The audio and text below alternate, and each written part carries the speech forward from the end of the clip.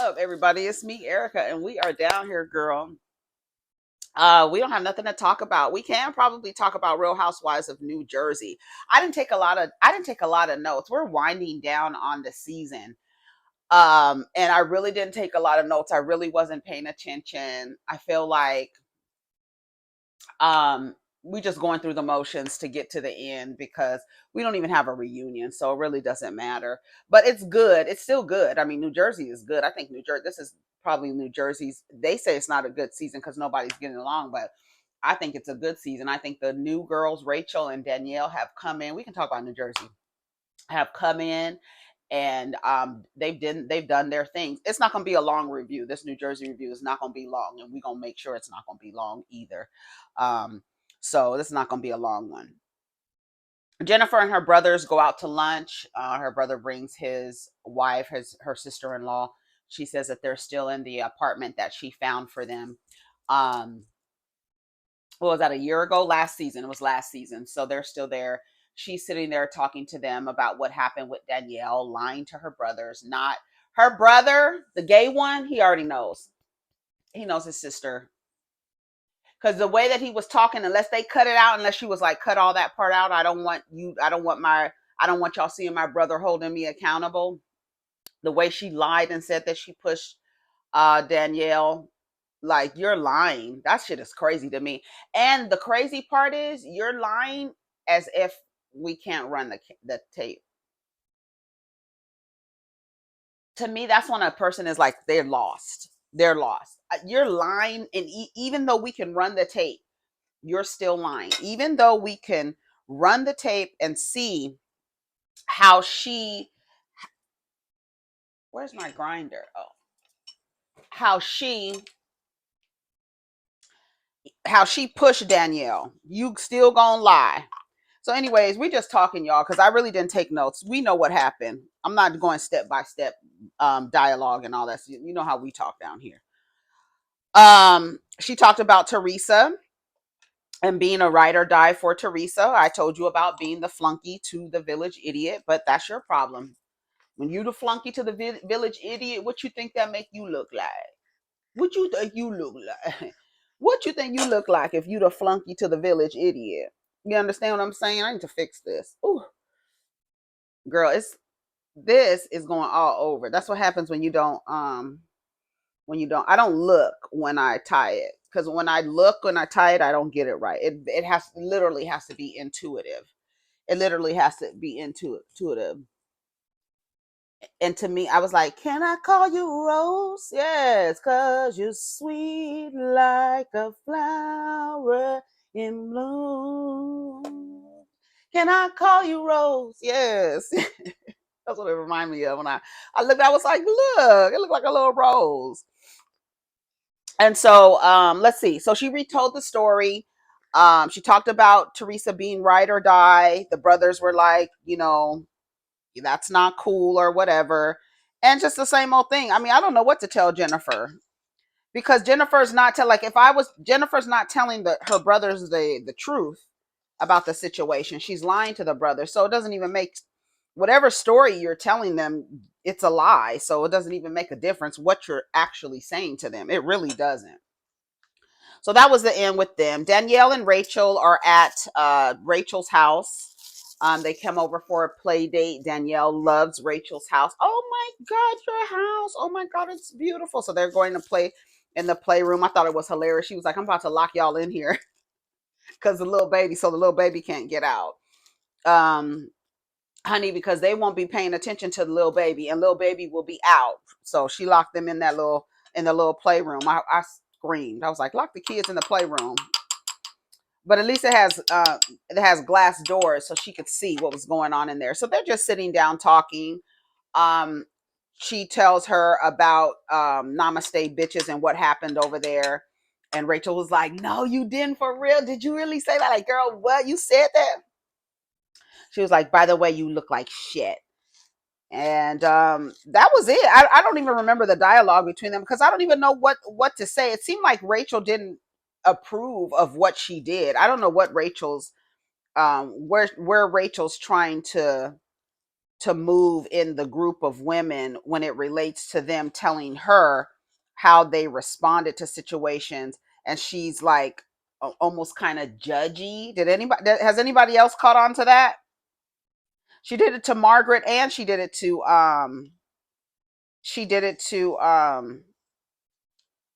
Margaret and Danielle. It was almost like she was judging them for how they responded um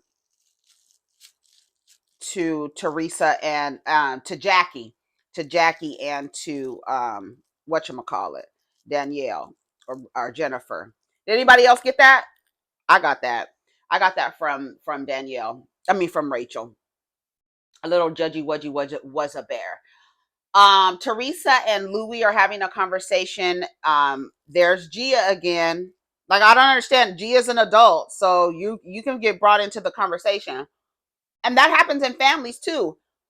Once you come of age, you start easing your way into adult conversations, where you can actually give some input and this and that. But if somebody decides they want to give some input on you, then you can't say my kid, my kid, my kid. You understand what I'm saying? So there's no that level of protection from mom if you are contributing to the conversation. If they were bringing up Gia and Gia wasn't even around, Gia wasn't hanging out with them or anything like that, then I could see like, oh, why are you bringing Gia up? She don't even come around. Like, what you bringing Gia up for? But Gia is around. Not only is Gia around, you know how they used to say kids are seen, not heard. Well, she's being heard. So what does that say about you? You're not a kid no more, right? Because you talking now, right? Ain't that what it is? Kids are seen and not heard. Once you become an adult and you easing your way, scooting your way over to the adult conversation and have opinions about the other adults in the room, then we can have an opinion on you. You an adult. You talking now. So let's go. That's it. To me, I don't feel like this the kids are off limits doesn't apply to Gia Giudice anymore. So it's a wrap for that. Um she has proof that Margaret has been talking to Louie's ex this whole time. So what? We're so past that. Honestly, you guys tell me in the comments. Proof that Margaret has been talking to Louie's ex this whole time proves what? That she was talking to Louie's ex this whole time? Okay. And now what? What does that prove? What did she do? What information has Margaret brought back that nobody didn't know, that wasn't already in the blogs? Margaret's point from the beginning, and she said it, I wanted him to get ahead of it and I wanted him to talk about it. All these stories about him are out there. Whether Margaret was getting the tea on the stories, getting the full story just in case it came out at a party and she could be like, well, bitch, I know everything about it. Maybe that's what she was doing. But I'm sorry, doing background checks and reading Yelp reviews on new people who come into the group, I don't have a problem with it. Especially a man who's coming after the women who have the money on the show. Teresa, yeah, Louie's after you for the same reason why Portia is after these niggas be getting with Louie and Paulie. All these men who begin with these housewives so they can get some notoriety and get a little bit more access to pussy. That's the only reason they see a woman in a relationship with a man makes the man look available, because obviously something is good about the man if you picked him. So let's go see what's so great about this guy, because you picked him. A nigga who's not picked, a woman doesn't want him. A woman wants a man who has been picked because somebody picked him for a reason. He must have something good about him. Because why she with him? When a woman leaves a nigga, that's the nigga you stay away from. When a woman leaves a man, them the niggas you stay away from. Because why did she leave? If we live in a society where they put the man on a pedestal and she leaves a man, something is wrong with that man.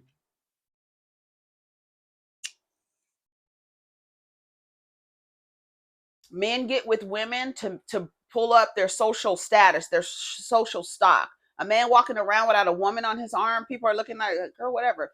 If he's been picked, the women are like, what's so great about him?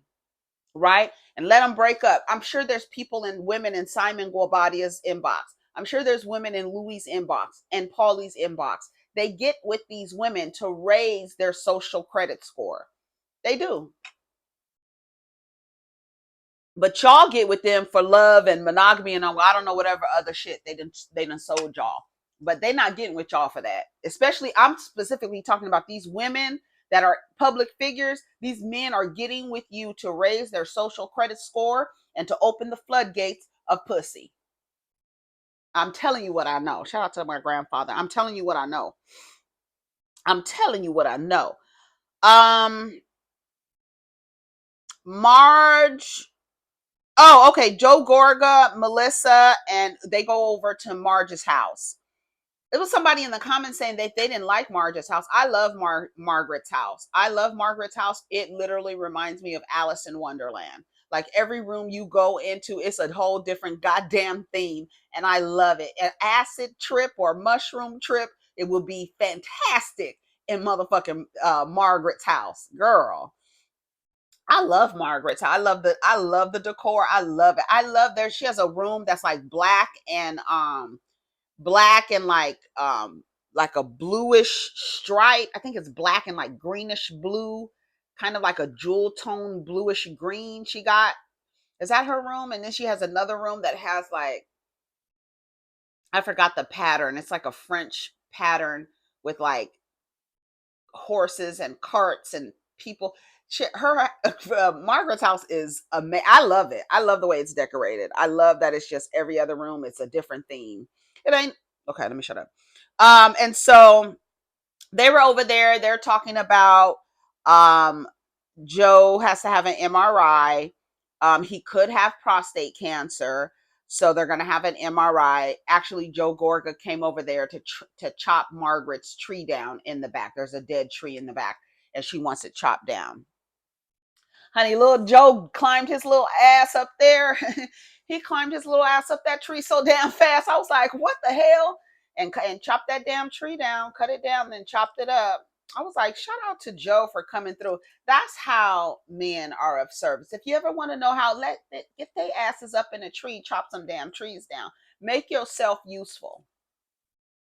That's why that y'all love they're sitting in the house and they out there cutting trees. You see, Joe Benigno was like, I'll climb up there. No, you're not climbing up there. You sit down. You're an old dude. Did you hear Margaret call him like Mario, Super Mario? He's an Italian plumber. She was like, he ain't getting up in no trees. I know that's right. So they start talking about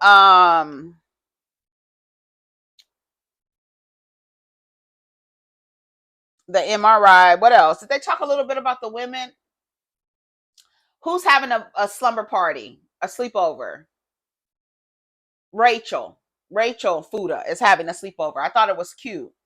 I can't wait to see more of that scene. They ended it with the summer party, but I want to see more of it. I'm sure we'll see some next week.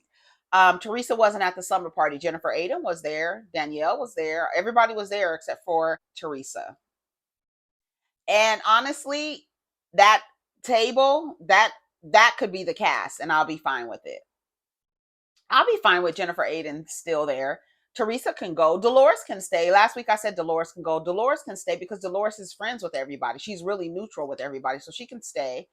Um, Jennifer Aiden can stay. Rachel, Danielle, Melissa, Margaret, and bring in another woman, and another friend. Another, two more people. Another two more people. You want to bring in two more friends? That would be cool, and then just have Danielle, Rachel, Melissa, Margaret, and Jennifer as five. Yeah, I think that's good. Five main chicks and three friends. Fessler, and then that new girl that did the that was modeling in the show, the little short one that witnessed the fight. I don't know if they were testing her out or what, but she's been out. I mean, I think she was at the baseball game too, so you can bring her in as a friend and another person. Yeah, someone like Louie. I don't even feel like it's Teresa more so than it's Louie. Like if Teresa wasn't married to Louie, I would say for her to stay as well. But there's something about that guy that is bringing an energy to the group that doesn't harmonize with the rest of them. And she's choosing to be with him, but it's affecting all of her relationships.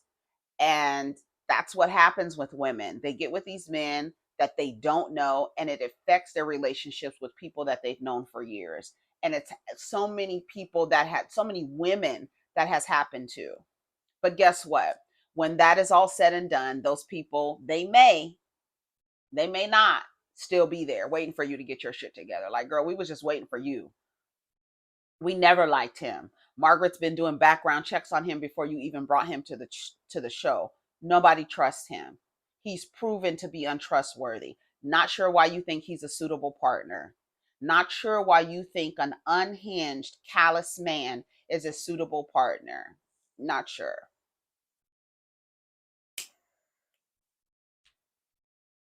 Not sure at all. Dolores and Jennifer Fessler are at Dolores' house having lunch. Dolores is talking about how skinny Teresa is. She's stressed out from a lawsuit. So I guess Teresa, Louie, again, this energy, this person is bringing, this person, Louie, is bringing an energy because he is emitting whatever fucking frequency is coming from his body. He is this is the kind of energy that he's attracting to the space. Teresa is stressed out over something regarding nothing to do with her, nothing that's even happening in her life. It's what's happening with Louie and him being, I guess, the ex-girlfriend doesn't want to let go. I don't know, but apparently the court case is going to be over soon.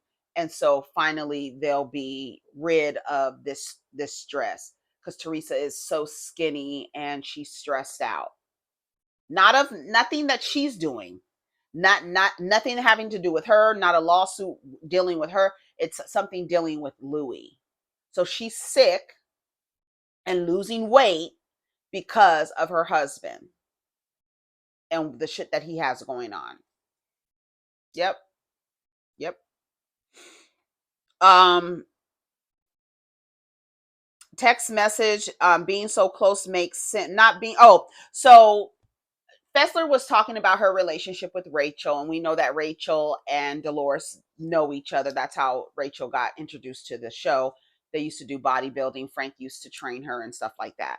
So they know each other, and all of them have known each other apparently. So it's weird because Fessler has known Dolores for a long time, but Fessler and Rachel just met and became quick, fast friends. But Dolores has known Rachel for a long time as well. So everybody has known each other for at least, 10 or 15 years, right? But Fessler and Rachel are new fast friends. And I think that Rachel really saw Fessler as a big sister, an older big sister, you know what I'm saying? And got really close with her. And so she felt like the way she was, siding up to Teresa, that based on Teresa and Louie's actions last year, if we're supposed to be friends, why do you want to push up close to her? To me, I feel like if I was Fessler and I saw the way Louie and Teresa acted, and Teresa was a new friend of mine, it would definitely cause me to back up because I feel like if you are capable of doing that to Rachel and Margaret and all these people, this man has, people that you've known. You've known Margaret for a long time. Who is this man? Right? Margaret's doing research. Now Margaret is the enemy? Hmm. That's convenient. Okay. Fessler, that's your friend. Margaret is your friend. Rachel is your friend. The two people that Louie and Teresa did something to, now you next season want to be cool with her. Aren't her actions enough for you to be like, I don't want to be in close proximity to her? not a cool person. Like, she's doing this to her friends for this guy that she just met, and her friends, Margaret especially, is just like doing a background check on this guy. And from what Margaret has come up with,